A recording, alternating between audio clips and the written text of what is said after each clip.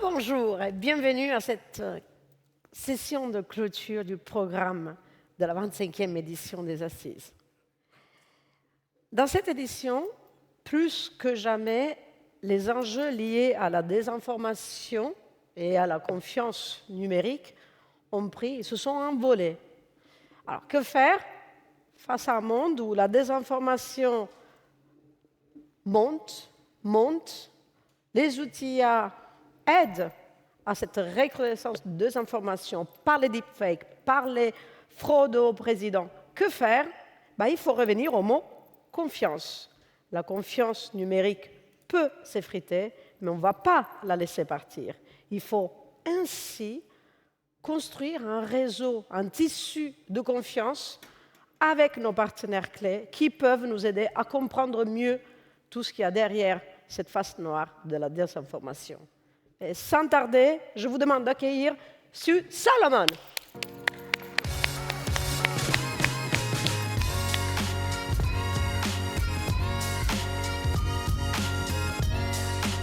Well, good afternoon, and thank you very much for joining us today. This is actually my second time here on the stage at Les Assises, and I'm really excited to be able to talk about digital trust and really a subset of digital trust, as we were just discussing a moment ago, this notion of agentic trust.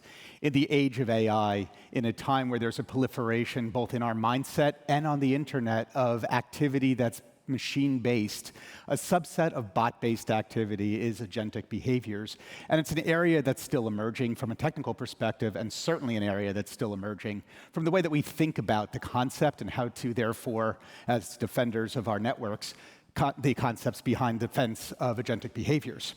So I thought I'd take a little bit of time to kind of work through some of the problems, some trends that we're seeing, and ultimately get into a couple of scenarios that I think help us to do the thing that matters most, which is to build a level of trust associated with agentic behavior so that you can ultimately manage and turn this into a business enabler and business growth opportunity for all of us, because ultimately that's what we're here to do. And I think that's an important part of the conversation. You know, if you go back to page 1 of the CISSP manual, you started off with this notion of the CIA triangle. We're all responsible for building for the confidentiality, availability, and integrity of our networks and the data associated with the networks, and ultimately all of the applications that run inside of our networks. Well, those days of that being the foundation of security are starting to run into a number of more modern attack patterns and scenarios that we have to prepare for. Today's discussion will be all about that.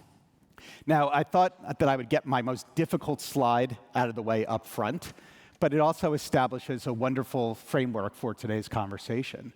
So if you think about a little play on words to start today, the play on words is this. In Latin, the concept of agere, or to act, to put into motion, to have an activity, became the foundation for words that we're all familiar with, such as an agent or an individual actor.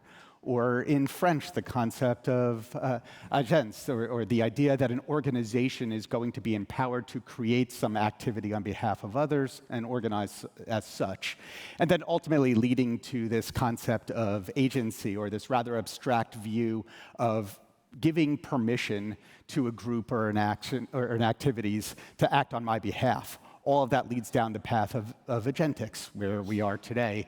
In my mind, just to set the definition of what agentics are, I would very rudimentary describe them as this concept whereby you give authority and autonomy to act on your behalf to a machine-based activity. That machine-based activity over time continues to learn based on behaviors, based on observances, based on intuition, and based on knowledge to start to create a pathway to act on your behalf before you even tell it to act. And it decides how to act in the next steps in a sequence without the full understanding and instructions that are directly input into it, because it's learned from your behaviors and your history. That agentic behavior is the foundation for what I think to be the next wave of modern e-commerce.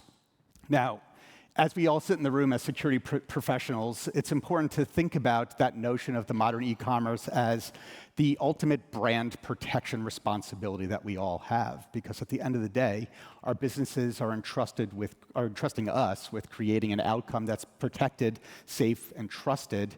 And the notion of an agentic behavior is stretching that paradigm significantly.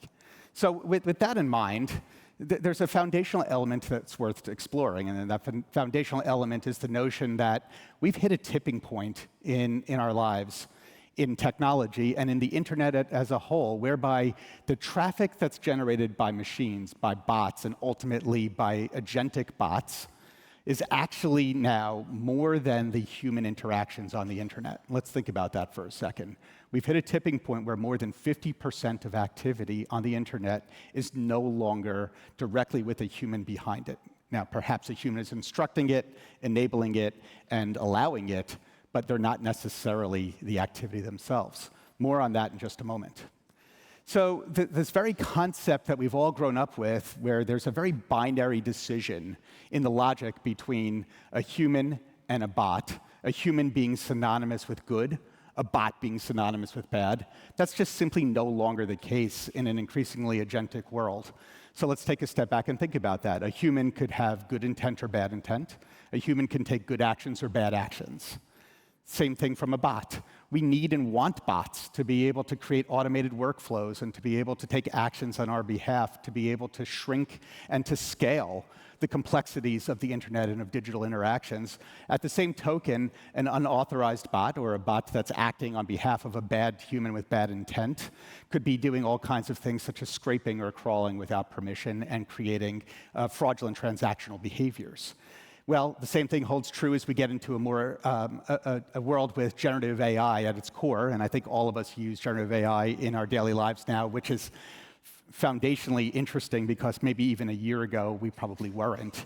Well, as the proliferation of generative AI comes to fore, we start to think about things very differently when it comes to just cramming knowledge and information in the synthetic world to be able to make decisions around what we're seeing and what do we trust and what models are they predicated on, what sources are they pulling data from.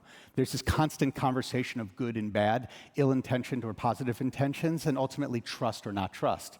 We now get to the agentic world. From an agentic perspective, you're taking that a step further. You're now saying this automated workflow that you want to occur is going to continue to learn and evolve based on my behaviors and observances and start to take actions on my behalf, ultimately leading to a transaction. Do I want that transaction to occur? Is the outcome of that transaction appropriate or not? These are key and core concerns as we get into this conversation. Ultimately, it all boils down to a singular focus, and that singular focus is around intent.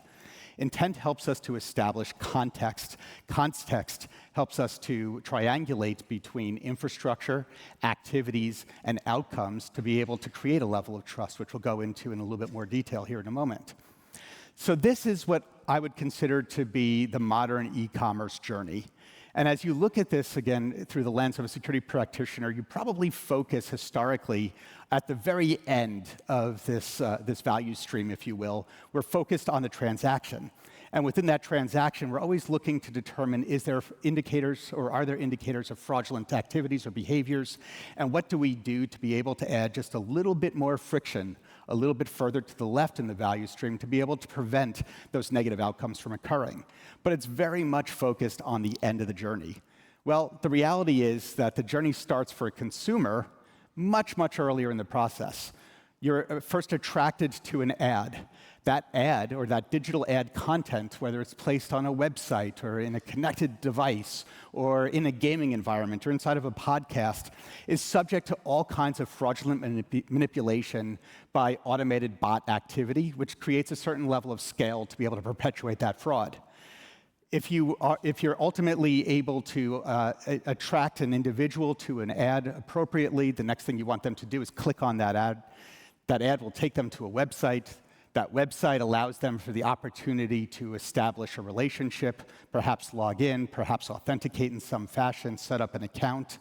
And then ultimately that leads to a transactional behavior at the end. You go shopping, you buy something, you join a affinity club, you make a decision, you get educated. All of those different scenarios, from the time that you're first attracted to a brand through an advertisement, all the way to the time it compels you to act, and then ultimately to be able to transact, that entire process represents, in the agentic world, a massive surface area of risk.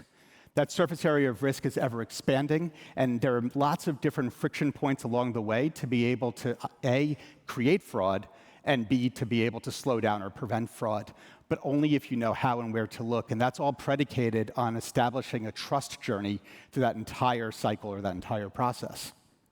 So the reality is, as you start to look at the different tooling that we've all grown up with and used over time, it's all predicated on being able to start to look at things through a discrete series of events. Events could lead to incidents. Incidents lead to all kinds of bad outcomes. But they're very much point-in-time views and predicated on specific telemetry that you're able to capture.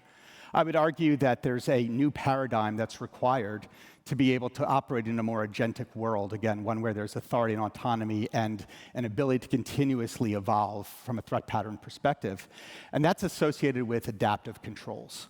So applying an adaptive control takes into account not just the observable activity and the infrastructure associated with it, but also starts to look at things like the intent of the desired outcome, the activity associated and the behaviors associated. By marrying together all three, you start to get a much more cohesive view as to what the appropriate outcome is and how much trust you want to place in a particular agentic or agent-based activity. So here's kind of the real big picture as you think about this. You know, the entire digital shopping and payment industry on the internet is predicated on a really foundational concept, which is there is a human being on the other side of the computer screen as they interface with a digital world and make a transaction. All of the controls that we've put in place, all of the fraud prevention scenarios that we look for, all of the ways that a digital transaction occurs are all based on this very basic notion that a human being is executing the transactions. Well, that's just simply not true in the agentic world. And the agentic world, as we'll talk about in a moment, is here. It's not tomorrow, but it's actually today. So as recently as last week, you start to see an industry consortium led by Google start to put together a scenario whereby they said that you have to build a new protocol to be able to create a payment channel that's ultimately trusted. That payment channel predicated on trust really starts with building what they call the 3 A's. The 3 A's being, one, is the transaction and interaction authentic? Does it have the right authority to do what it's trying to do? And then ultimately, is it accountable? Because if you're going to transact, you want to be able to create that trust, you want to have that understanding, and ultimately, somebody's on the hook for the goods and services and the payment methods that are transacting across that paradigm. So building that protocol is a really essential way to think about this, and it's a completely different way than the way that we think about the transaction today. The idea that there's just a human being on the other side of the transaction just simply isn't the case. Now there are bot-based activities operating in good faith with good intent to be able to create a similar outcome that we've given full authority to. Therefore, you need verifiable credentials to be able to make that decision around authority, authenticity, and ultimately accountability. So as we do that, you start to think about the broader world of kind of e-commerce in this particular space. And you see that there's a completely different scenario where the human isn't just directly interfacing with a website, but you could go to a website and you'll start to interface with a chatbot. And that chatbot may help you to guide you through questions and answers and help you to make decisions on how to navigate a particular website through its complexities.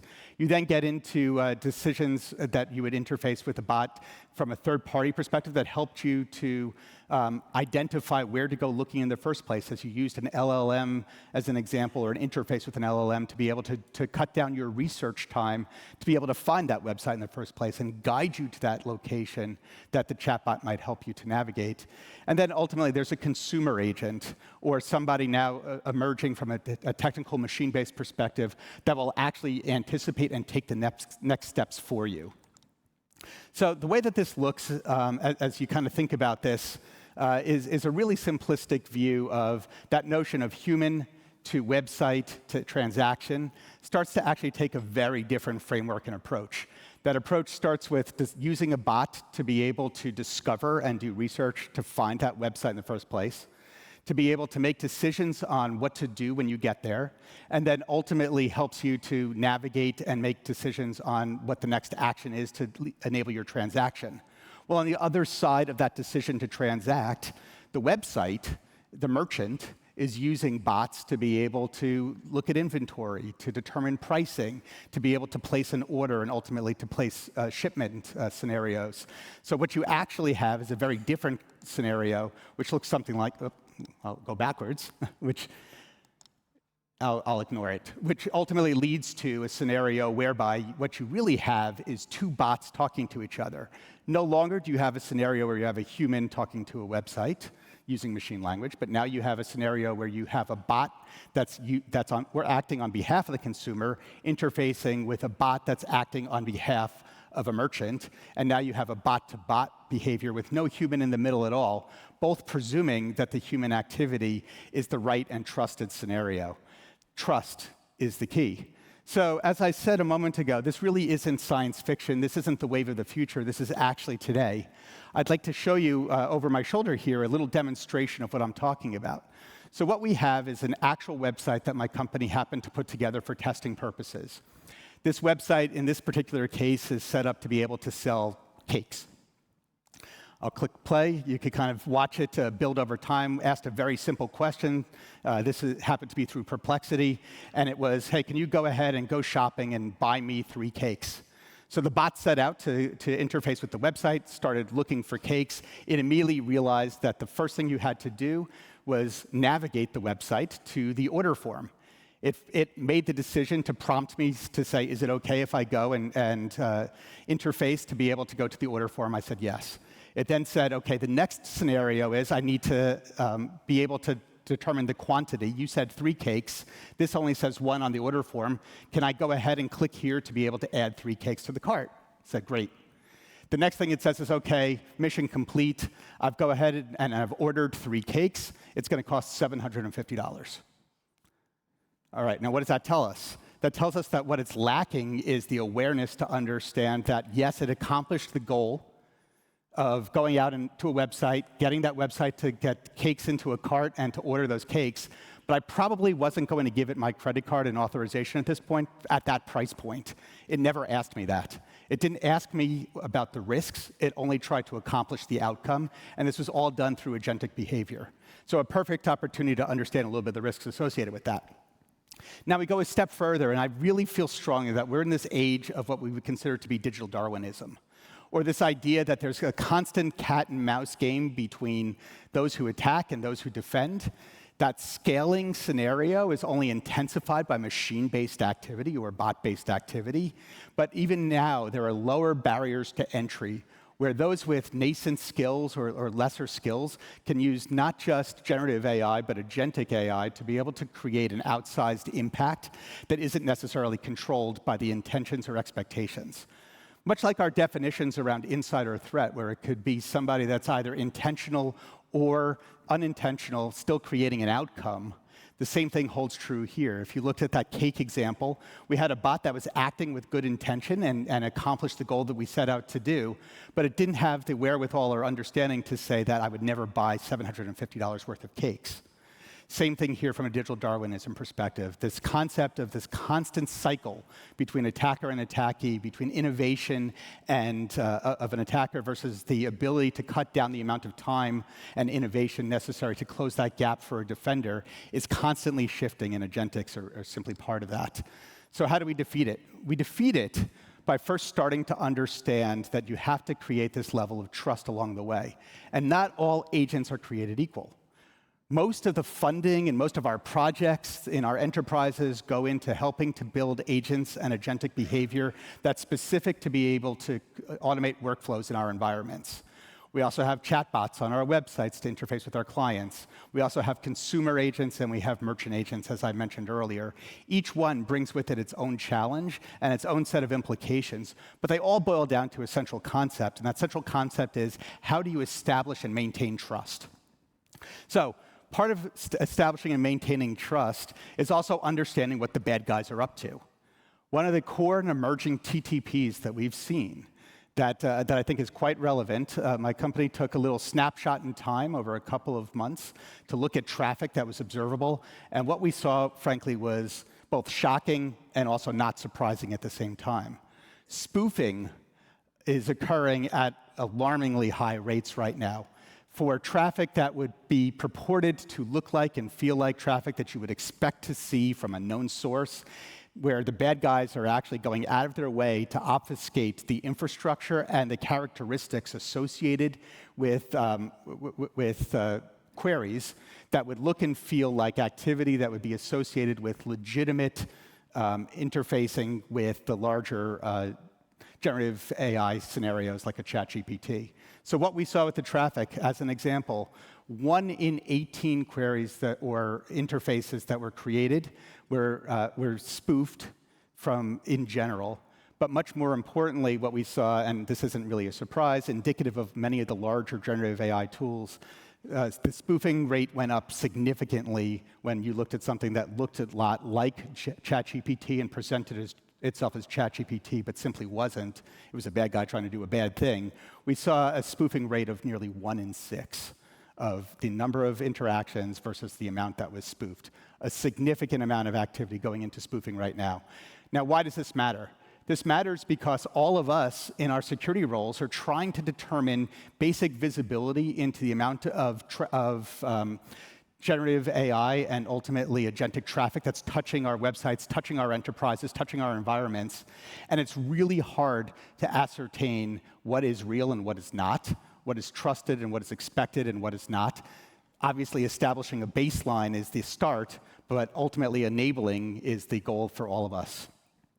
So we're at this really strange intersection right now where we understand that agentic behavior is the wave of the future from a commerce perspective, that the use of generative AI capabilities and bot-based capabilities are scaling, and they ultimately equal growth for our businesses. But at the same time, they represent a massive increase in the surface area of risk, and they also represent a significant amount of uncertainty in our ability to understand and establish what a baseline of good looks like, to be able to look for those anomalies or deviations from the baseline of the norm.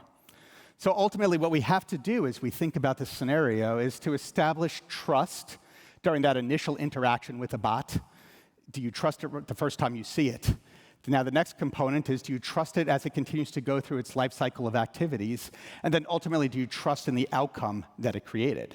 Remember this notion of authenticity, authority, and accountability. The same holds true here. Trust is a cycle. It's not a point-in-time action. It's a series of actions over time. So here over my shoulder, you see a great scenario where there's an easy way to start to establish trust, and it's a cryptographic scenario that allows us to do that. On the black side of the screen, you'll see a direct interaction where somebody's typing in a prompt. In this case, what we're asking the agent to do is to go out and book a trip to Paris. As the request goes in, it starts to crawl for different sites to find an airline ticket and hotel reservations.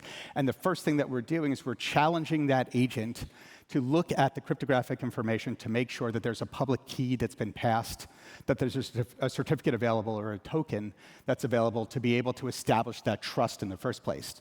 Once that trust is established, that cryptographic interface, you can now allow it to start to take the next steps to be able to transact on your behalf. Establishing that initial level of trust is a great way to start to defeat potentially malicious bot activity.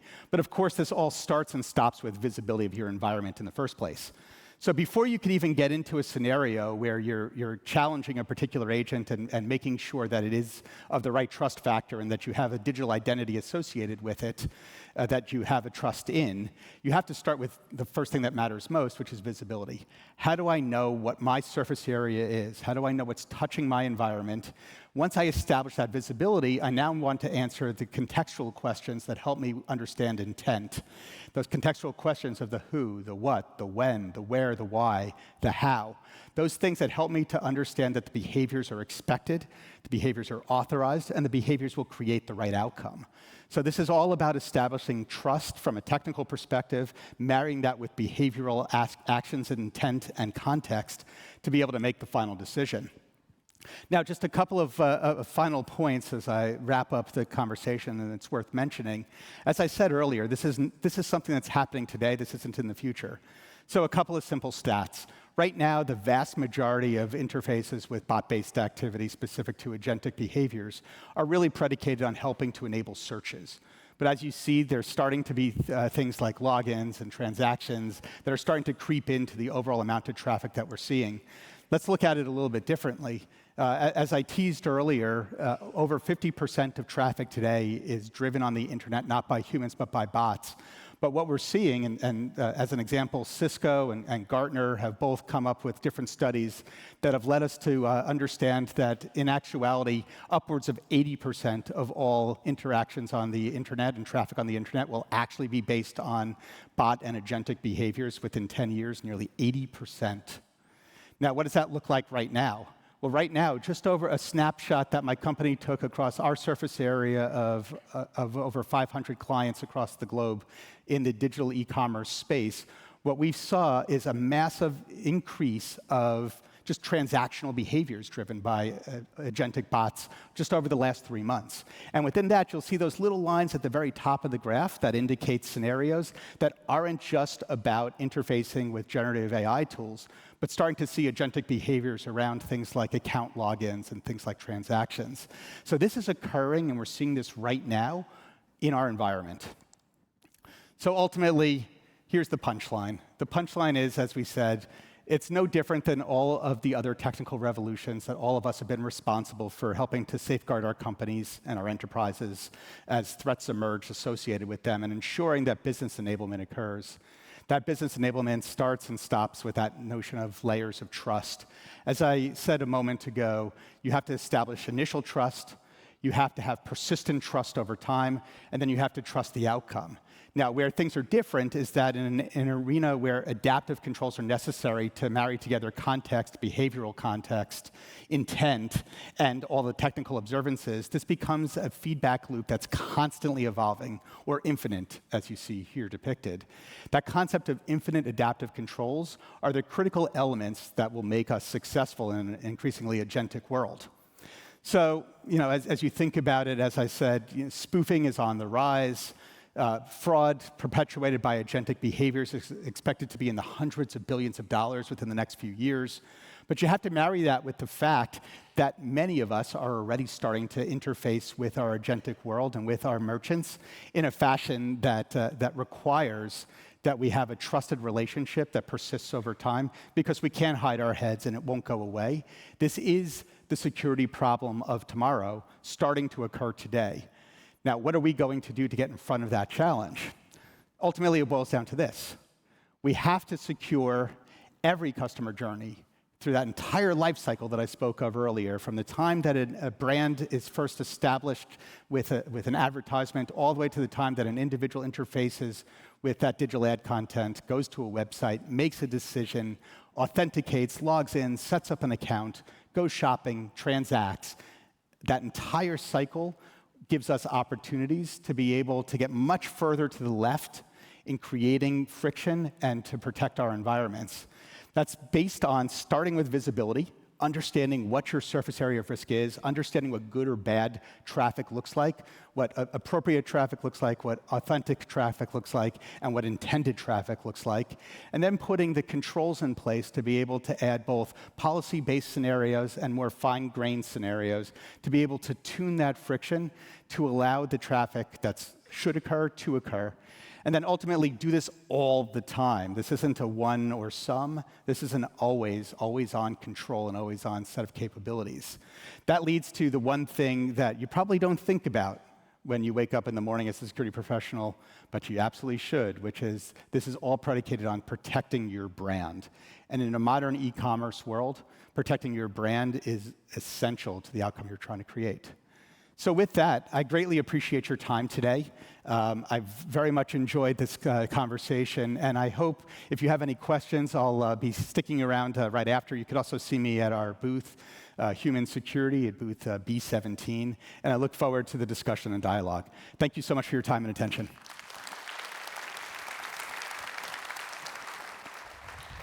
Thank you. Stay with Thank me. you. Ah, It's wonderful. le mot de la fin. So thank you so much. Thank you. First, trust first, Trust first. but watching what the danger is, basically. That's correct. Chers amis des Assises, j'ai pas envie de vous quitter, mais comme toutes les belles choses, même cette conférence de clôture finie, continuez avec le reste des ateliers, des rendez-vous. C'est pas encore fini, mais vous êtes une communauté avec plein d'énergie et tout va bien se passer. Bon après-midi. Thank you so much.